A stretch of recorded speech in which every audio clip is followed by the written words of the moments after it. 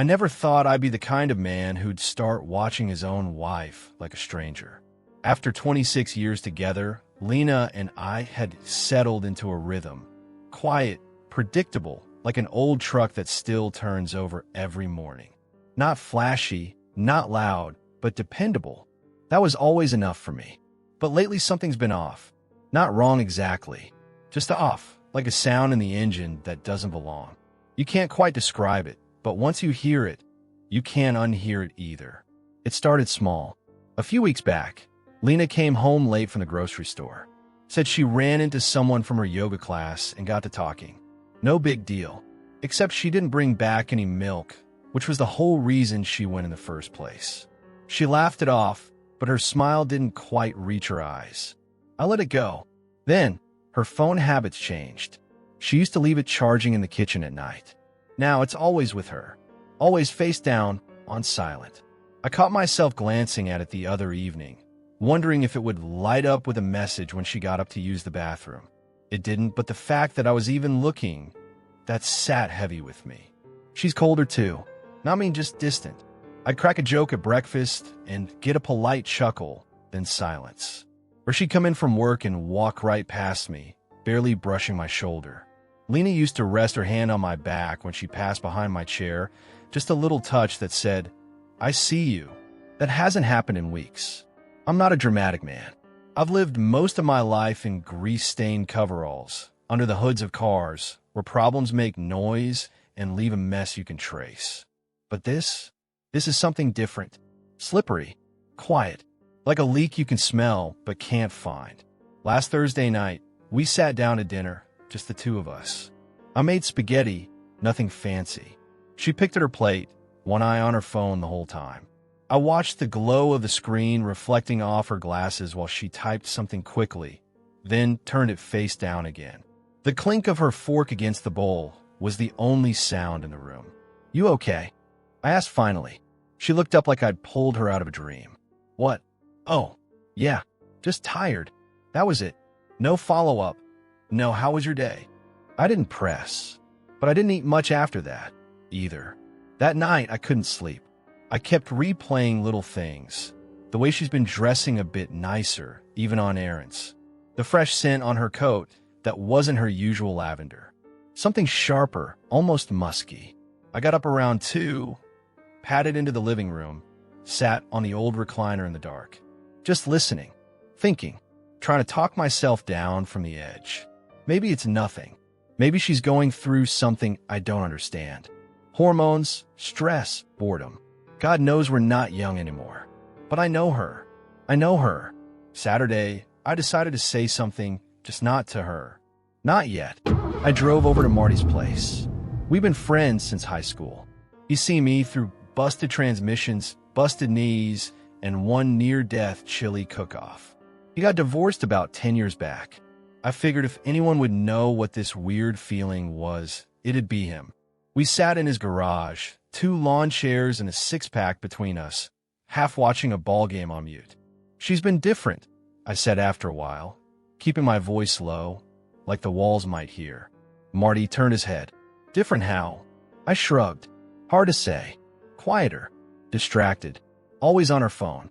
Came home late the other night. Said she ran into someone at the store, but I don't know. Doesn't feel right. He didn't speak right away.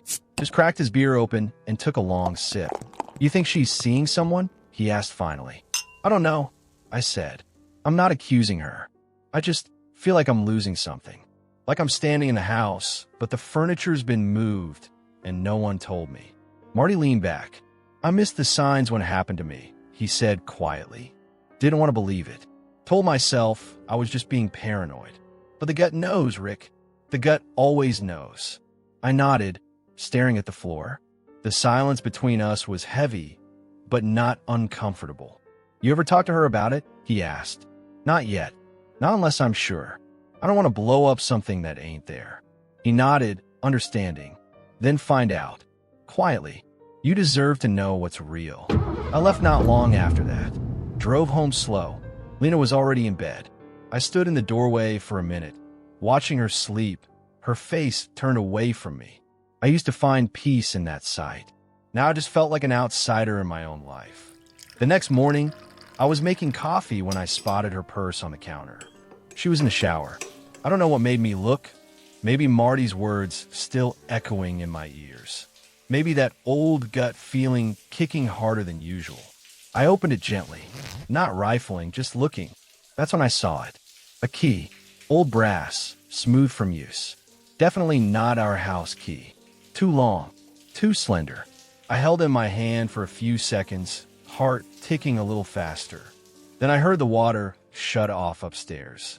I slipped it back in and closed the purse like nothing happened. Later, I asked her about it. Kept my tone light. Hey, what's that long key on your ring? Haven't seen that one before. She barely glanced up. Oh, that? Old key to the lake cabin. I nodded slowly. We haven't been up there in what? 3 years. She smiled faintly. I just like to keep it. In case. And that was it. No guilt in her voice. No hesitation. But something still didn't sit right. That night, I lay in bed next to her, eyes wide open, staring at the ceiling fan spin in lazy circles. The gut knows.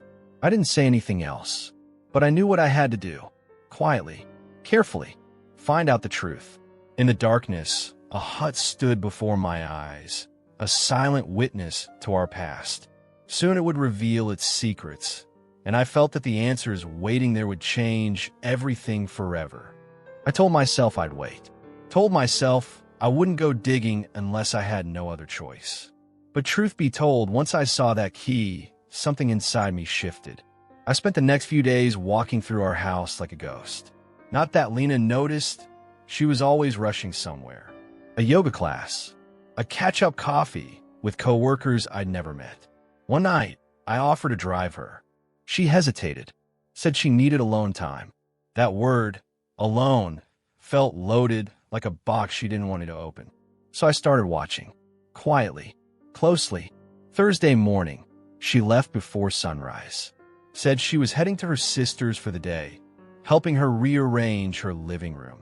I knew her sister. She hated early mornings more than anyone I'd ever met. And Lena hadn't mentioned anything about it before. I stood in the kitchen long after she pulled out of the driveway. The key to the lake cabin burned in the back of my mind. I hadn't been up there in years. We used to go in the summers. I'd spent 2 straight weekends gutting and fixing the place back when we bought it. New insulation, plumbing, painted the walls myself. Gave it to her for her 40th birthday, her little escape from the noise. She cried when I handed her the keys. Told me she felt loved in that cabin. So when she said that key was just in case, I knew where I had to go. I didn't leave right away. I waited a couple hours just in case. Made sure she wouldn't circle back. Then I took my truck out of town, up the winding roads where the trees grow thick and cell service fades. The gravel path to the cabin was overgrown, untouched, just like I remembered. At first glance, the place looked deserted, quiet, just like always. But the front door gave way too easily. Someone had oiled the hinges. The floor was swept. And on the kitchen counter, a half-full bottle of wine sat corked next to 2 glasses, one with lipstick, one without. My pulse quickened. Not rage. Not yet. Just cold awareness. Like stepping into water, is too deep. Then I checked the garage. It was locked with a heavy padlock I'd never installed. I reached into my pocket and pulled out the key I'd seen on her ring. Slid it in. Click. I pushed the door open slowly, and the smell hit me first. Cologne. Dusty linens. Something sweet, like candle wax. There was a mattress on the floor, bare but rumpled. A crumpled throw blanket nearby. A pair of empty wine bottles on a makeshift nightstand. Then on the far wall, taped like some kind of shrine, a photo. My wife, smiling. Her head was tilted toward a man I didn't recognize. Tall, dark hair, younger maybe by 10 years. They stood close, shoulder to shoulder, her hand resting on his chest like it belonged there. I didn't move. Couldn't. It wasn't just the image that cut into me. It was where it was taken. The porch. Our porch. I'd built that damn railing with my bare hands. I stepped closer, knees stiff, like my body didn't want to believe what my eyes were showing me. I reached out and touched the edge of the photo, my fingers trembling. That was the moment it became real. Not suspicion, not nightmare, but fact. Lena was having an affair. I don't remember sitting down, but suddenly I was on the floor, back against the garage wall, hands in my lap, just breathing. Slowly, mechanically. My whole body felt like a bell someone had struck from the inside. I didn't scream, didn't punch the wall, just sat there, looking at the remnants of something I hadn't been invited to see. That's what hit hardest, I think, that she'd shared something in our place, something we'd built together, and not even hidden it somewhere new. No, she brought him here, to the one place that still held a little magic for me. I don't know how long I sat there, but the sun had dipped by the time I stood again. I took a photo of the scene with my phone, the mattress, the bottles, the picture. Not for revenge, not a throw in her face. I just needed to know I hadn't imagined it. Before I left, I looked around the garage one last time. I noticed a sweater tossed over a chair. Hers, pale blue. I remembered buying it for her on our anniversary, soft wool, her favorite. She'd worn it the night we made dinner together and danced in our tiny kitchen. I picked it up, held it to my chest for a moment, then set it down again. On the drive home, I felt hollow, like I'd been scooped out. The road blurred at the edges, but I didn't cry. Not yet. I couldn't afford to. Not until I was alone. Really alone. When I finally parked in our driveway, the house was still dark. She wasn't home yet. I walked inside, hung my coat like it was just another day, made it to the bathroom, and splashed cold water on my face. That's when the tears came, not loud, not dramatic, just silent, steady drops that hit the porcelain sink as I gripped the edges like they might keep me from falling apart. I stared at myself in the mirror, red-eyed and raw. I thought of the vows we made, for better or worse. I thought of the nights I rubbed her feet after long shifts, the notes she used to leave in my lunchbox, the time she held my hand in the hospital when my dad passed. All of it, now wrapped in a lie. And yet, beneath the sorrow, a single thought started to harden. You can't unsee what you've seen, and now you can't go back. I stepped out of the bathroom, heart still thudding in my chest. I didn't say anything when she got home, just nodded. She smiled like nothing had happened. But I knew. It was true. She was having an affair. And now, it was just a matter of when, not if, I'd confront her. Something inside me began to crystallize, not anger, not despair, but cold, unwavering determination.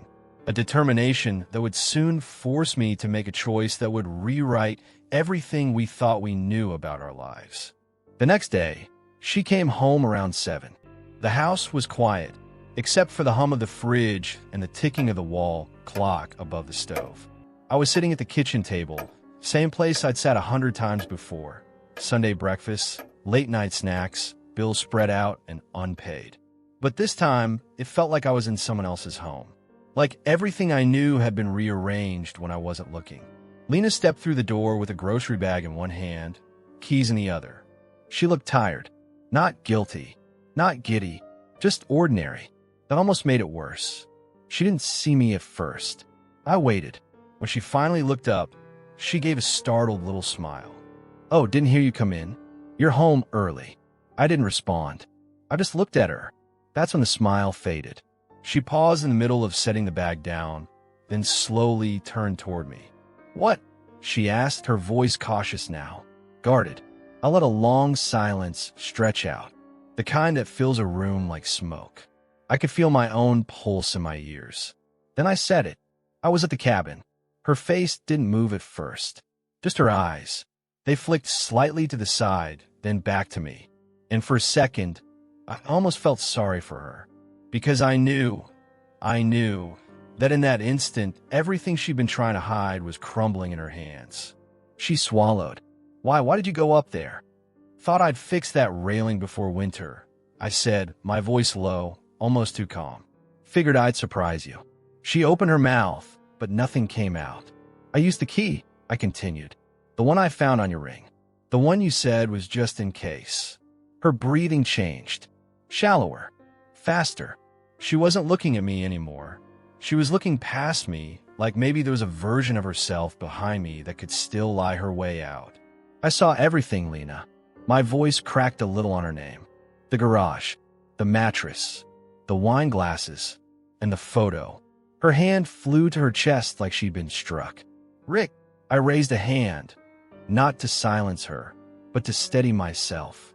My throat tightened. How long? I asked. She blinked. Rick, please, can we? How long, Lena? She hesitated. And then, for the first time, she spoke the truth. A few months, she whispered. I nodded. It was like hearing the date of someone's death. The confirmation you never want but already knew. His name? I asked. She looked away. I leaned forward slightly.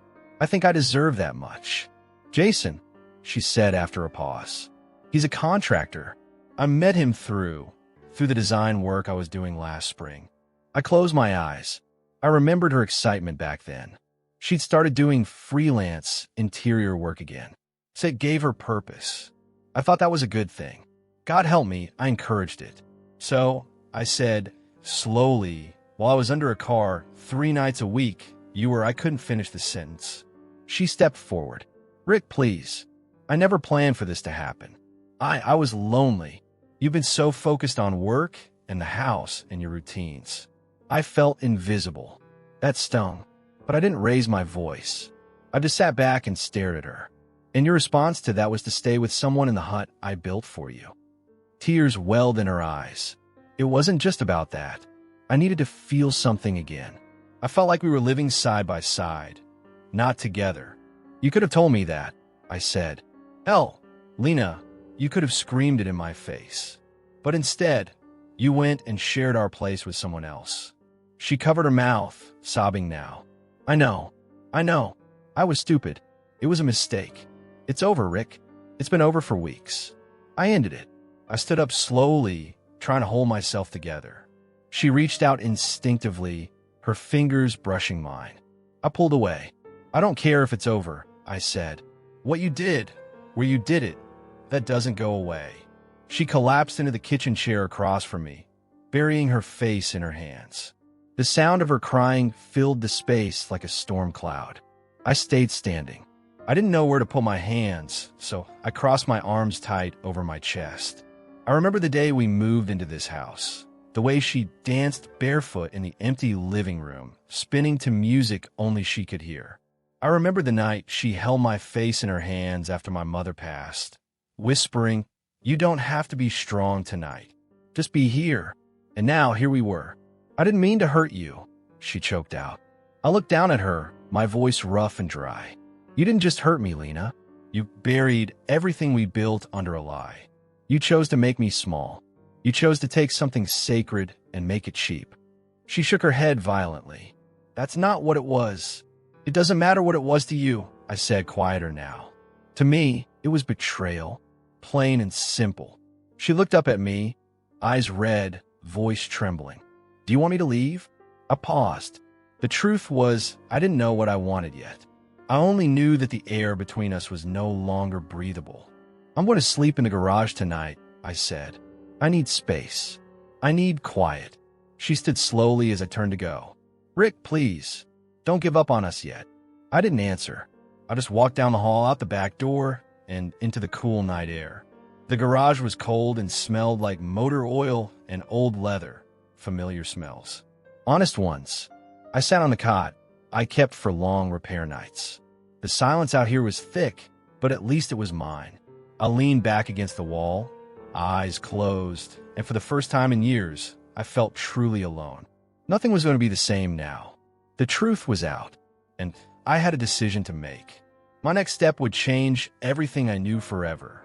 I stayed in the garage for 3 nights. It was cold and smelled like old grease and iron filings, but at least it was mine. No perfume lingering in the air, no distant hum of her phone vibrating on the nightstand. Just the occasional creak of the house settling and the sound of my own thoughts. The first morning after the confrontation, I woke before sunrise. My back ached from the cot, and for a moment, in that half-dream state, I'd forgotten what had happened. I thought I'd just fallen asleep working late on a carburetor. But then it came back to me, like a weight on the chest. The photo, the confession, the way she reached for my hand as I walked away. The hardest part was that I didn't hate her. I wanted to God, I wanted to, but hate is easy when there's no history. We had nearly 3 decades behind us. We'd buried parents together, paid off a mortgage, held each other through surgeries and layoffs. I still remembered the little things, the way she used to hum in the kitchen when making coffee, the crooked smile she gave when she was trying not to laugh at one of my dumb jokes. I carried all of it like a box of fragile glass. Every memory still intact, but now rattling inside me with every step. I didn't speak to her.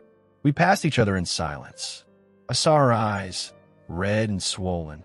Once she tried to start a sentence, "Rick, please," but I held up a hand and kept walking.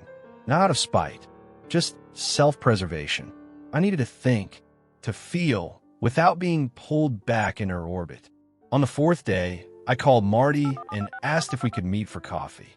We sat outside a small diner off Main. The wind was sharp that morning, and neither of us touched the sugar packets like we usually did. We just let the silence settle until I finally spoke. She admitted it, I said it lasted a few months. It's over now, apparently. Marty didn't react right away. He just stirred his coffee slowly. "I'm sorry, brother," he said after a while. "I was hoping you were wrong." "Me too," I replied. My voice cracked a little, and I cleared my throat. She says she still loves me, wants to try counseling, keeps saying it was a mistake. Marty nodded, then looked out at the street.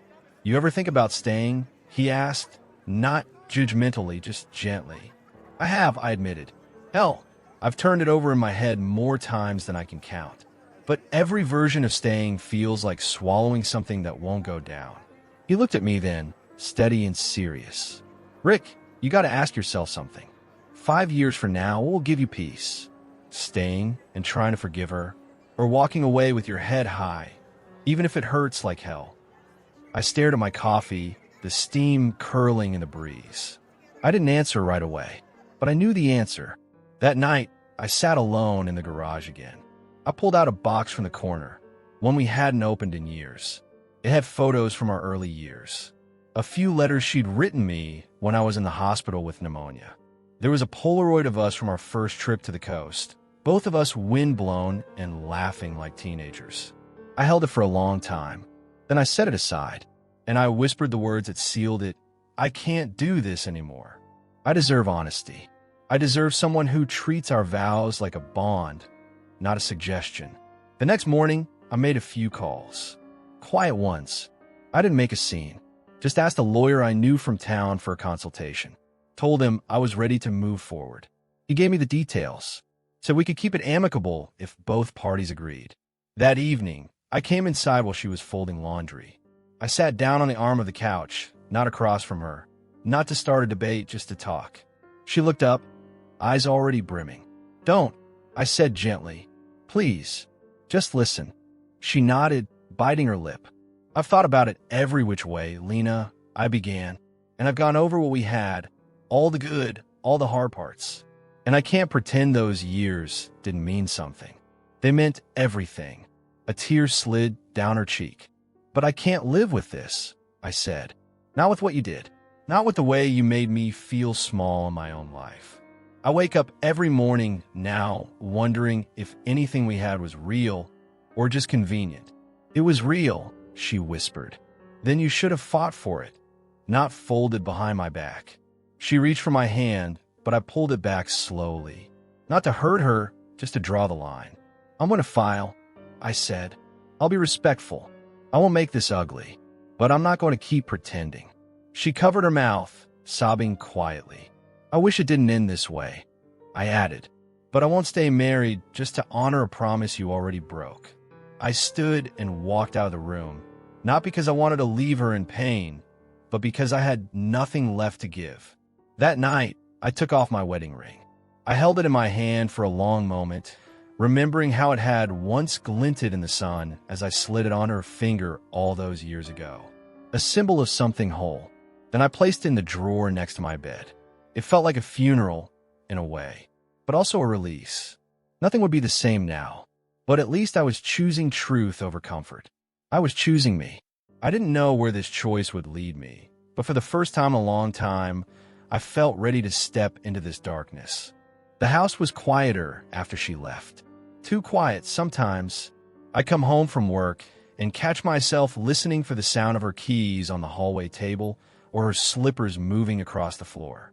But there was nothing, just the creak of old floorboards and the faint hum of the refrigerator. The first week after the papers were signed, I moved my things into the back bedroom. I didn't want to master anymore. It felt hollow, haunted, too many echoes of shared mornings and unspoken tensions.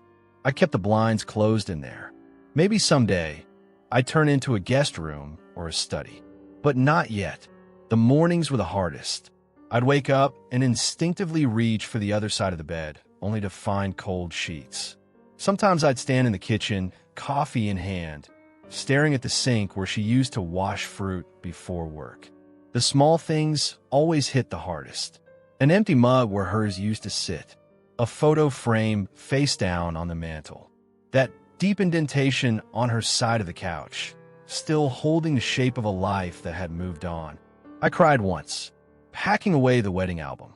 It was a quiet cry, no sobbing, no shouting, just a slow leak of everything I've been holding in. My hands trembled as I closed the lid on that box, not just from sadness, but from finality, from knowing that no matter how many years we had built, some foundations just can't be repaired once they're cracked through the middle. But I didn't let the grief define me. Not for long. A few days later, I went back to the garage. I uncovered an old '68 Mustang I'd put aside years ago. Told myself I'd finish it someday. I guess someday finally came. I cleaned her up, changed the oil, ordered new parts. It gave my hands something to do. Something steady, tangible. And it gave my mind a place to rest. Marty came by one Saturday afternoon with a six-pack and a toolbox. We spent the whole day working in near silence, just the clink of metal and the occasional curse when a bolt got stuck. Around sunset, we cracked open the beers and sat on the tailgate of my truck, watching the light fade across the shop floor. "You're looking better," he said, nodding toward me. "Feel better," I admitted. "Still hurts sometimes. But it's a different kind of hurt now." "Yeah," he said. "That's healing." That night, I slept through till morning. First time in months. Over the next few weeks, I started putting my life back together, one piece at a time. I cleared out old clothes, donated her books, took down the framed print she loved that I never understood. I wasn't trying to erase her, just make space for myself. I started cooking again. At first, it was just scrambled eggs and toast. But eventually I was making chili, pan-seared salmon, even roasted vegetables. Turns out, cooking for one can be meditative when you let it. I stopped eating in front of the TV and started setting the table, just one plate, one glass. And strangely, that quiet meal became a ritual, a moment to acknowledge that I was still here, still living. My sister called and invited me to spend a weekend with her family. I hesitated, but I went. Played cards with my niece. Took my nephew fishing. That weekend reminded me that I wasn't alone. That even though I'd lost something, I hadn't lost everything. One evening, I walked into my old high school gym. They were hosting a local pickup league for guys over 50. I hadn't touched a basketball in years, but the sound of sneakers on hardwood, the echo of laughter and friendly trash talk, it stirred something in me. I joined. Played every Tuesday. My knees hated me for it, but my heart thanked me. A few months in, I looked in the mirror one morning and barely recognized myself. I dropped 15 pounds. My eyes looked clearer. I wasn't wearing the same routine jeans and flannel. I'd even started tucking in my shirt again. It wasn't for anyone else. It was for me. I wanted to look like the man I remembered being. Sometimes the pain crept back in. I'd hear a song we used to dance to. Smell her perfume on someone at the store. But those moments didn't break me anymore. They just reminded me of a life I had lived and survived. One night, I sat out on the back porch with a glass of bourbon, just watching the stars. I thought about Lena, about the cabin, about the betrayal that had cracked something deep inside me. But for the first time in a long while, I didn't feel consumed by it. I didn't even feel angry. I just felt free. That next morning, I took a long walk through the neighborhood. The sun was out, the air sharp with spring. I passed by a little corner cafe where a widow I'd met at a fundraiser worked. She waved. I waved back. Didn't think much of it. But then I realized I hadn't thought about her in weeks. Not the affair. Not the garage. Not even the divorce. And that meant something. I was healing. I wasn't fixed. I wasn't rushing toward anything new. But I was steady on my feet. There was a time I thought I wouldn't make it through this. That losing her would mean losing the best parts of myself. But now, I'm learning that the best parts are still here. They always were. That afternoon, I got home and checked my mail. A letter. No return address, but I knew the handwriting. It was from her. I didn't open it. Not yet. I just stood there for a moment, envelope in hand, and smiled faintly. Whatever was inside, I'd read it on my time, because now this life was mine again, and I wasn't afraid of what came next. Something inside me shuddered, a quiet premonition that even in this new freedom, the past might still find a way to knock on my door, and I might be forced to answer. It had been just over a year. I'd settled into a rhythm. Life had a quieter kind of pace now, not empty, just still. I'd moved into a small 2-bedroom place near the edge of town. Had a workbench in the garage where I restored old carburetors for fun, and a front porch that caught the morning sun just right. Most days were simple. A cup of black coffee, a walk around the block, a call from my nephew about his truck stalling again. I played cards with Marty once a week, helped an old neighbor fix her porch railing, went to bed early, slept through the night. I wasn't chasing happiness, just peace. And most days I found it. I hadn't thought about Lena in weeks. Until that Saturday morning at the farmer's market. I was leaning over a crate of Honeycrisp apples, deciding which ones to grab for a pie I'd been meaning to try, when I heard a voice say my name. Soft, hesitant. Rick. I turned, and there she was. Lena. Time had done its work. The lines on her face were deeper, her hair pulled back more loosely than I remembered. She looked thinner. Tired, not in a sickly way, but like someone who hadn't slept well in a long time. She held a small paper bag and stood near the peach stand, the morning sun hitting her just over the shoulder. I felt something tighten in my chest. Not pain, just recognition, the kind that lives in the bones. But I didn't flinch, didn't look away. Lena, I said, nodding. We stood there for a second. Two people who had once shared everything and now didn't quite know how to share the same space. You look well, she offered. Thanks, I replied. Been keeping busy. A pause. I heard you moved to the east side. Yeah, I said. Closer to the garage. Easier for work. She nodded slowly, eyes flicking to the ground and then back up. I've seen some of your work online. The red Mustang looked beautiful. I half smiled. Took some time. But it turned out better than I expected.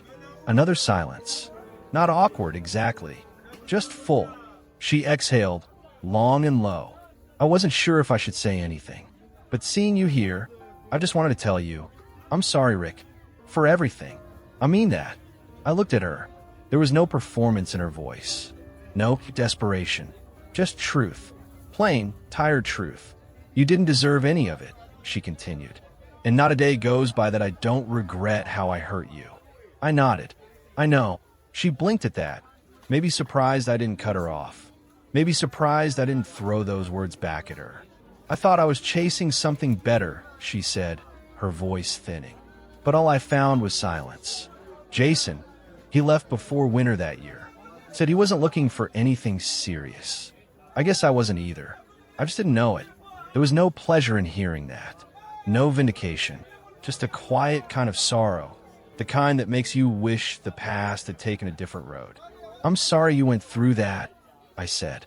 She studied me, like she was trying to read the man standing in front of her, maybe wondering how much of the old Rick was still there, maybe realizing he wasn't.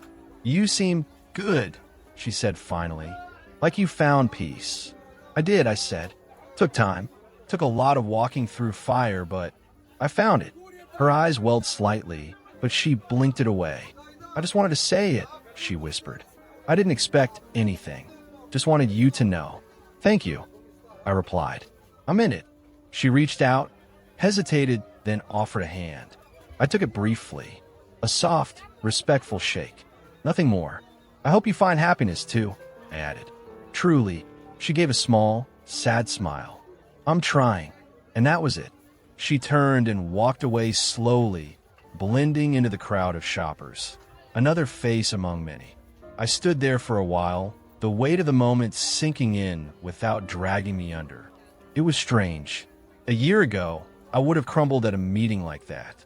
I would have replayed every word, every glance, every missed chance. But now I just felt still. Not bitter, not angry, just done and free. I paid for the apples, thanked the vendor, and walked back to my truck. The sun was higher now, warm on my shoulders. I rolled the window down as I drove, letting the breeze wash through the cab. At a red light, I glanced at the ring of keys hanging from the ignition. One of them used to unlock her world. The cabin, the house, the life we shared. Now they opened different doors. Better ones. When I pulled into my driveway, I saw the porch light blinking, a little motion sensor job I'd install myself. The porch was tidy, the chair cushions fluffed by the wind. A new book sat on the side table, one I'd been meaning to finish.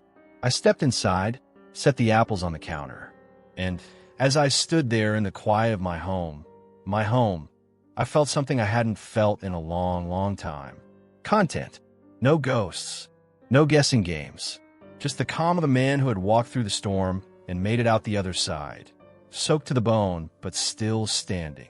I wasn't the same man who'd found the key in her purse. I was stronger now, wiser, and whole. As I poured a glass of water and stepped out to the porch, I looked up at the sky, pale blue, streaked with gold, and smiled. The past was behind me, and I was looking straight ahead.